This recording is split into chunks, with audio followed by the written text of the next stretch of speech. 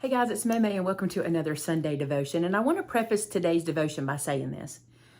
I don't want you to let children watch this video before you watch it. I don't want you to share this with non-believers before you watch it.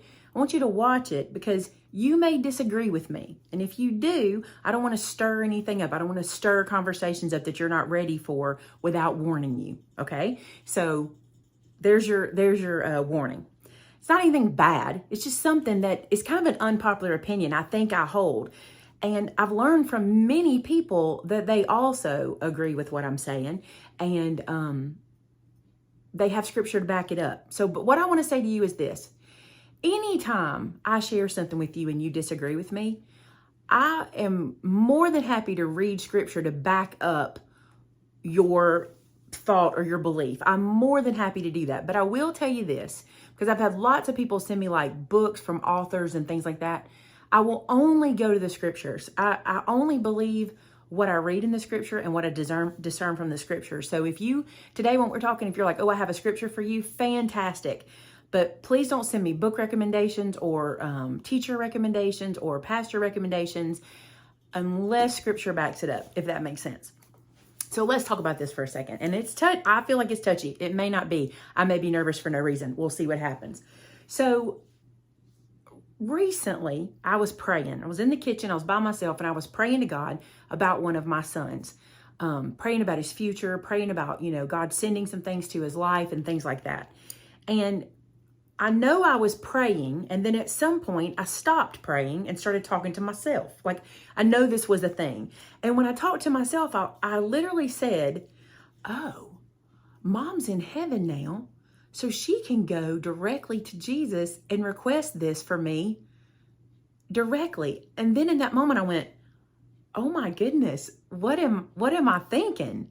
And then next I felt God in my spirit say to me, you think I don't love you enough to hear your prayers and give you every blessing I have for you? You think your mother loves you more than I do? And I was like, no, I don't think that. And I don't think that. I believe my mother loved me as much as she could possibly love me. I don't believe there was another ounce of love that she could have had for me and vice versa in our bodies as we were here on earth. But God loves me in incomprehensible ways. In ways I can't even fathom in my finite little human brain.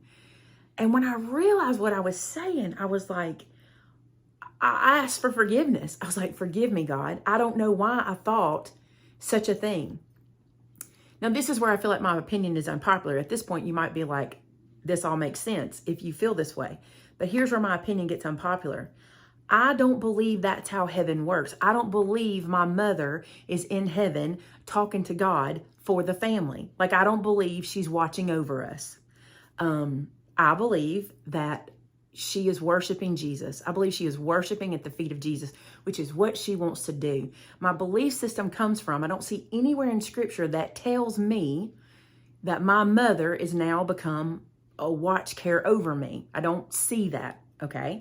I have read where people take from scripture and they think they see that, and that's for them to discern, but I don't find that in scripture. Instead, what I find in scripture is that there's no tears in heaven, and I know beyond the shadow of a doubt that my mother could not watch me grieve over her. I know she couldn't without crying.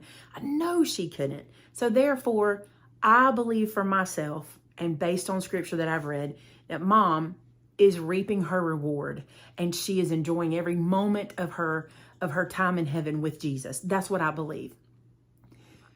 But all of this said, how could I in that moment think that mother loved me so much more than God that she would go and try to get stuff done for me? You understand what I'm saying? God loves us so much. I think where it came from, there's a couple things, because I've been hashing this out, right? I think where it came from was, I believe that in the past, when I would be praying over a situation like this, I would typically go to my mother and say, hey, I want you to be praying with me about this.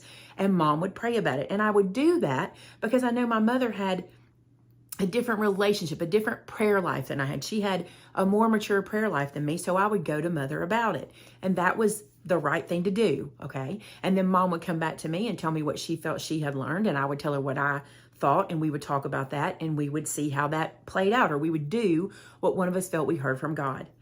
And I believe that's what happened. I just was praying something that I would normally take to Mom. And that's why that moment of thought came to me, right? But the other reason I believe it came to me is because I cannot comprehend God's love. I can't. And I've been thinking about this. So I want to tell you this. Here's how I know love, okay? When I first came into this world, I was a daughter, right? And I knew love as a daughter. I knew my parents and I loved them as their daughter. And that's a wonderful love. I love my parents. I loved and love my parents as much as I possibly can. The second way I know love is as a grandchild. I remember loving my grandparents, and I remember the love they had for me. And I remember what that love felt like. So that was my second love. My third love when I was born was like as a niece. I remember being a niece and having aunts and uncles that loved me. And I learned love from them. Again, these levels of love, or not really levels, but these amounts of love, or these maximums of love. Well, then I loved as a wife. I got married very young. I loved as a wife, and what I thought was like the pinnacle of love, right? I thought, well, this is it. This is the best it ever gets. Although it wasn't. I didn't understand love then either. Then I remember, but even before that, I remember love as a sister, because I was a sister before I was a wife. And I remember love as a sister and what that feels like to be a sister and to be loved as a sister. Then I'm loved as a child, as a mother. I have children now as a mother. And I remember what that felt like, which is different from me. I'm going to tell you, it's different from me because my children were given to me by God. I did not birth them. It doesn't change the fact that I love them as their mother, but it was different for me in the way that it happened for me, the way that the love just was like not there today and there tomorrow. There was no 9 months of learning this love, right? So there was that love. Then after that, there's the love as a grandparent. See how this is circled around? And it all builds on itself. It's not that love evolves in any way, or that love, I don't even know that love grows differently throughout our life. We just learn it differently. We just experience it differently. And I can only experience it to the max that I can comprehend. But I cannot comprehend God's love. I cannot comprehend how much He loves me. Even when you say to me, He loves you so much, He sent His Son to die on a cross so you can live in eternity with Him, so you can have a relationship with Him forever. Even when I hear that, I still cannot comprehend what that feels like, right? I can try to think about it. People say, could you give up a child? Could you do that for a stranger? Could you do that for a sinner? Well, we could say what we think. We don't know. We're not in that position. We won't ever be in that position. There's only one who could save us from our sins. That's Jesus. But I can't comprehend that. And when I was praying and God said to me, you think your mother loves you more than, you think your mother wants better for you than I do? That was a very eye-opening moment for me. I don't know if you've ever had this happen, and maybe you already understand this and I'm new to it. That was the first time I ever went, no, I don't, God. I don't. I know she loves me as much as she could love me. I know there's no more love she could muster for me. But you love me more than that. And it made me. It opened my eyes to God in a whole different way, in a whole different light. I see Him differently now, and I even have a newfound respect for Him, which is interesting. Because you would think once you understand Him in your brain, you're respecting Him as much as you can, but that's not really how it is. You know, relationships grow. I look at my relationship with Vince. I loved Vince. When I met him, we've talked about this to you guys before. When we laid eyes on each other, we were done. We knew from that moment. People may not believe that's a thing, but it was a thing because I experienced it. I know what happens. And I thought, I will never love someone like this. I will never love him more than I love him right now. That's what I thought to myself. But as our relationship has gone on, as we've been in ups and downs and ups and downs and ups and downs and more downs than ups and the vice versa, and I've seen Him and I've watched Him and I've experienced Him in life, I love Him more today than I did the first time I met Him. And I never thought that was possible. It's the same way with God. Not for us. God's love for us is full all in. He's all in from day one, okay? But my relationship with God gets stronger, and my love for him, my comprehension of him gets stronger and stronger.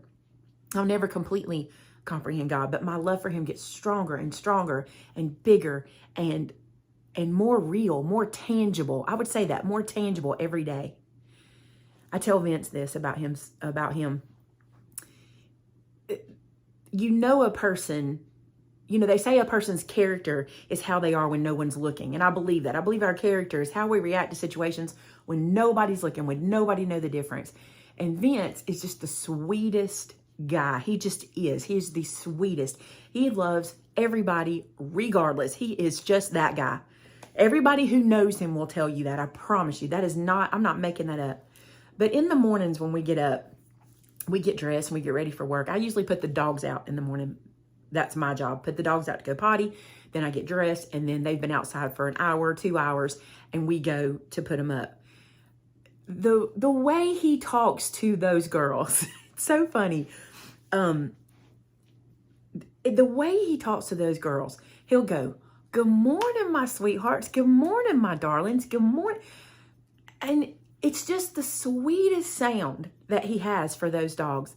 And I told him one day, I said, "Vince, the way you love those girls," and they're just our dogs. Now I know, they're my fur babies, so they're not just dogs, but they're our dogs. You love us so much. Your love for people is so strong. And I'm like, it makes me love you more every time I hear your voice to them. When I hear him talk to his granddaughters, "Hey, beautiful girl." And he just glows when he talks to them or talks about them. And every day when I see him be who he is, my love for him grows and grows. It's the same with God. Every day I see God be who he is, and I see him do for me and do for my family. And I see him teach me and talk to me straight to me so that I can hear him and understand him. My love for him grows more and more and more. Yet I'll never know what it's like. I'll never know what his love truly feels like. I'll never know that. But I'm so grateful that we have this one who loves us that much. The second part of this is not only do we have God that loves us that much, Jesus loves us so much that not only was he sent to the cross, he went to the cross. He willingly went to the cross. And on the cross, he said, "Father, forgive them, for they know not what they do." What kind of love is that? I cannot comprehend it. Is it more love than my mother had for me? Yes. Is it more love than my father has for me? Yes. Is it more love than my family has for me? 100%. We cannot comprehend that kind of love. We just can't. I want to read some scripture to you. This is from 2 Timothy, starting in the first verse. I'm just going to read it to you. It says, First of all, then, I urge that supplications, prayers, intercessions, and thanksgiving be made for all people, for kings and all who are in high position, that we may lead a peaceful and quiet life, godly and dignified in every way. This is good, and it's pleasing in the sight of God our Savior, who desires all people to be saved and to come to the knowledge of the truth. For there is one God, and there is one mediator between God and man, the man Christ Jesus. There is God and there is Jesus. And Jesus is our mediator. He goes to God on our behalf constantly with love and wanting good for us. And I'm so grateful that instead of God turning away from me when I would say something like I said, now Mom's on the other side. Instead, he says, "Don't you comprehend it that I love you more than that?" And he uses that as a teaching moment for me. And I'm so grateful God uses teaching moments with me. I pray that he does that with you. I pray you have communication with him. And I pray that you listen for his voice. And I pray that you can understand that no earthly being will ever love you like God does. They just won't. And I pray that you can understand my beliefs that Mom's not watching over me. Mom is reaping her reward.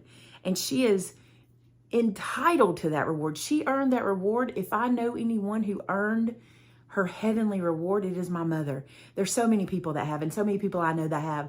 But my mother earned this time to worship at the feet of Jesus. And I wouldn't want her to see me in pain. I wouldn't want her to see her grandchildren, her husband, her children. I wouldn't want her to see that pain. And I'm so grateful that God gives her her reward and she gets to live that while we still have him watching over us. God will never leave us or forsake us. He will never turn his back on us. He loves us so much. He knows the plans he has for us. He says they're plans to prosper you, not to harm you, to give you hope and a future. And when we search for him with all our heart, we'll see that. And I believe that's what I'm doing. I'm searching for God. And I truly believe today that I have a newfound respect for him, a new love, just another layer of love for God after he talked to me like he did. You're right, God. No one loves me like you. No one loves me like you. And I'm so grateful for him. Let's go to God in prayer. God, thank you so much for what you do to teach us. Thank you for the teachable moments you have with us. God, I know today there's people watching that don't necessarily agree with my opinion on this. And God, I just ask that you would, if they do want to challenge me, that you'd send them through the scriptures to do so. And God, that I would be open to the scriptures and open to what they share with me. God, I thank you for how you teach us through your word and through those around us that have known you for years and walked on a path in a relationship with you for so long. God, I thank you that I learned so much from my mother when she was here. I thank you that she just poured into me more and more every day. And God, I pray you'll keep that coming to me through memories of things she said and ways she taught me. God, for those that are watching today, I pray that the things that I share with them, that I believe you lay on my heart, will speak to them today and forever. God, I pray that you take everything that's said and you use it to your glory. God, I pray that this will be your word going out to do its work and not returning unto you void, because you promised us in your word it wouldn't. God, I thank you today for everybody watching, for those that take the time out of their day to catch this devotional every week. I pray if they're like me, God. I pray if sometimes I feel like I'm a brand new Christian. Sometimes I feel like I'm starting over. God, I pray if there's people out there today that feel like that they'll know they're not alone. That sometimes when I get a word from you like this, I feel like it is ground level and I'm just building back up again. But God, I thank you for those times. And I thank you that you will help me climb back up and learn more and more about you every day. I pray that for those watching today too, that if they feel like they're starting over, that they'll hold on and they'll learn even more from you. God, for those who agree with me and feel the same way I do, I pray that they'll also understand how much you love them. I pray that they'll start to comprehend that even what we thought was how you loved us, it's even more than we realize. That every day they'll learn more and more about what your love is and how it's so unfathomable for us. God, I thank you for this platform. I thank you for what you do and what you do through it. I thank you for the relationships that we've been able to build through this and the bonds. I thank you for the prayers of those watching. I thank you that they pray for us and that they tell us that they pray for us. There is nothing more special than that they take the time to pray for us, for me and my family, for what we go through on a daily basis. And just whenever we need prayer, they're always there for us. God, I thank you for those that send me notes of encouragement, that they pray for me constantly. It just means so much. God, as we go into this week, I pray you'll show us new, fresh mercies every day, as your word says you will. And I pray you'll teach us something new every day. I love to get a new word from you. And I pray that this week will be no different, that you'll just teach me a new thing every day. Thank you so much for all you do for us. We ask all these things in Jesus' name. Amen. I love you guys, and I hope this spoke to you. I hope you can understand where I'm coming from. And if this isn't an opinion you share, just know this is how I feel. And this is what God speaks to me about. And if it's not, if you don't agree, I understand. We can do that. We can still love each other because I love you 100%. I love you because you're God's children. I love you for that. And so as you go about and you start to look in the scriptures, see for yourself and make an opinion based on what you read in scripture. Always lean to the truth. Always lean to the scripture. Don't trust me for what I say. Lean to scripture. I love you guys very much and I hope you have a wonderful Sunday. And until next time, bye now.